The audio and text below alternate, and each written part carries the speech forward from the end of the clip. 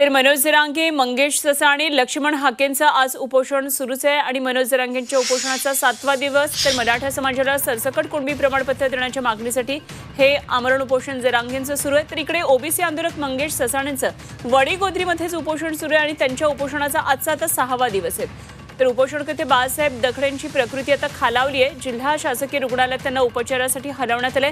इकडे वडीगोद्रीमध्ये लक्ष्मण हाके आणि नवनाथ वाघमारेंचं सुद्धा उपोषण सुरू आहे आणि त्यांच्या उपोषणाचा आजचा 5वा दिवस आहे।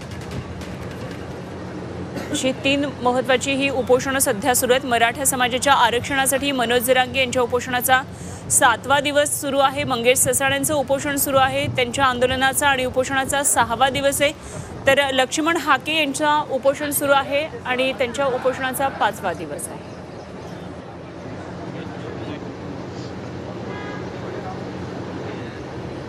तर राज्य सरकार आता काय नेमका आरक्षणाबाबतचा निर्णय घेत आहे हे बघणं अत्यंत महत्त्वाचं ठरणार आहे। सध्या हे उपोषण सुरू आहेत आणि त्यामुळे या उपोषणाची दखल कशा पद्धतीने मंत्रीगण घेत आहेत आणि राज्य सरकार घेते बघणं महत्त्वाचं ठरणार आहे।